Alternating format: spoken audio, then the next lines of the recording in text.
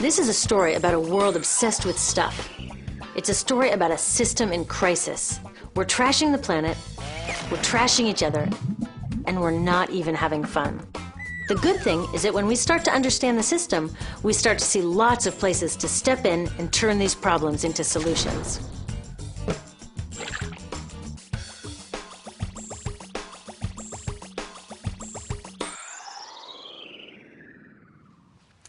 One of the problems with trying to use less stuff is that sometimes we feel like we really need it. What if you live in a city like, say, Cleveland, and you want a glass of water? Are you going to take your chances and get it from the city tap? Or should you reach for a bottle of water that comes from the pristine rainforest of Fiji? Well, Fiji brand water thought the answer to this question was obvious, so they built a whole ad campaign around it. It turned out to be one of the dumbest moves in advertising history. You see, the city of Cleveland didn't like being the butt of Fiji's jokes, so they did some tests, and guess what? These tests showed a glass of Fiji water is lower quality, it loses taste tests against Cleveland Tap, and costs thousands of times more. This story is typical of what happens when you test bottled water against tap water. Is it cleaner? Sometimes, sometimes not. In many ways, bottled water is less regulated than tap. Is it tastier? In taste tests across the country, people consistently choose tap over bottled water. These bottled water companies say they're just meeting consumer demand. But who would demand a less sustainable, less tasty, way more expensive product, especially one you can get for almost free in your kitchen? Bottled water costs about 2,000 times more than tap water. Can you imagine paying 2,000 times the price of anything else? How about a $10,000 sandwich? Yet people in the US buy more than 500 million bottles of water every week. That is enough to circle the globe more than 5 times. How did this come to be? Well, it all goes back to how our materials economy works, and one of its key drivers, which is known as manufactured demand. If companies want to keep growing, they have to keep selling more and more stuff. In the 1970s, giant soft drink companies got worried as they saw their growth projections starting to level off. There's only so much soda a person can drink. Plus, it wouldn't be long before people began realizing that soda is not that healthy and turned back to, gasp, drinking tap water. Well, the companies found their next big idea in a silly designer product that most people laughed off as a passing yuppie fad. Water is free, people said back then. What will they sell us next? Air? So how do you get people to buy this fringe product? Simple. You manufacture demand. How do you do that?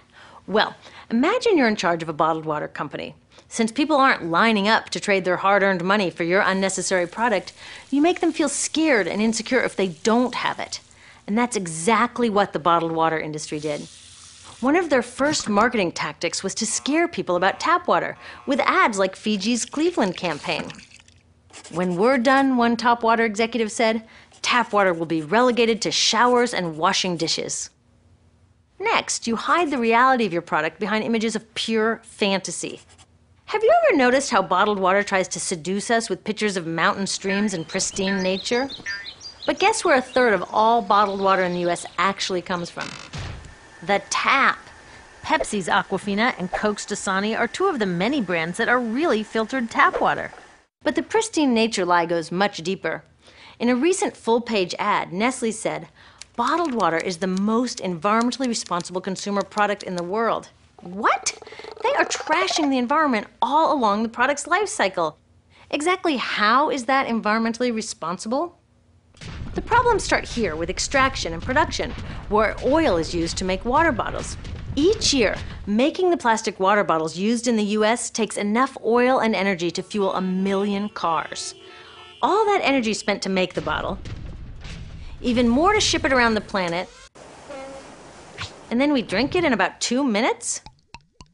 That brings us to the big problem at the other end of the life cycle, disposal.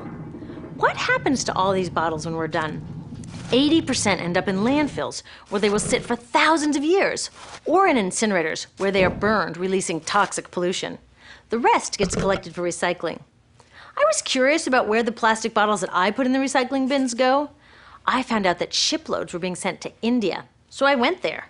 I will never forget riding over a hill outside Madras, where I came face to face with a mountain of plastic bottles from California. Now, real recycling would turn these bottles back into bottles. But that wasn't what was happening here.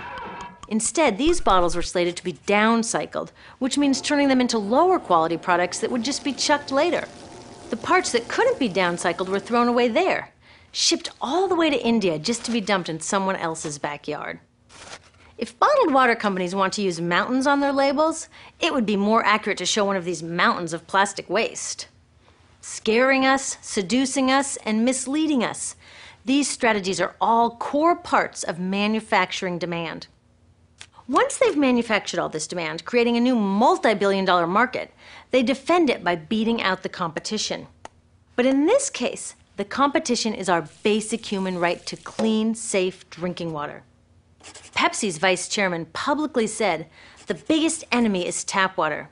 They want us to think it's dirty and bottled water is the best alternative. In many places, public water is polluted, thanks to polluting industries like the plastic bottle industry. And these bottled water guys are all too happy to offer their expensive solutions, which keep us hooked on their products. It is time we took back the tap.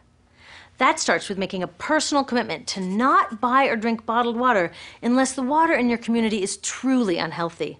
Yes, it takes a bit of foresight to grab a reusable bottle on the way out, but I think we can handle it. Then take the next step. Join a campaign that's working for real solutions, like demanding investment in clean tap water for all. In the US, tap water is underfunded by $24 billion, partly because people believe drinking water only comes from a bottle.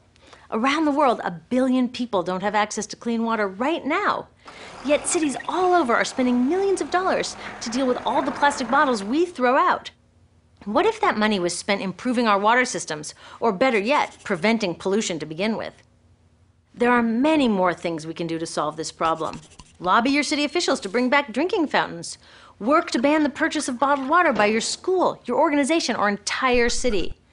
This is a huge opportunity for millions of people to wake up and protect our wallets, our health, and the planet. The good news is it's already started. Bottled water sales have begun to drop while business is booming for safe, refillable water bottles. Yay! Restaurants are proudly serving tap, and people are choosing to pocket the hundreds or thousands of dollars they would otherwise be wasting on bottled water. Carrying bottled water is on its way to being as cool as smoking while pregnant. We know better now. The bottled water industry is getting worried because the jig is up. We are not buying into their manufactured demand anymore. We will choose our own demands, thank you very much, and we're demanding clean, safe water for all.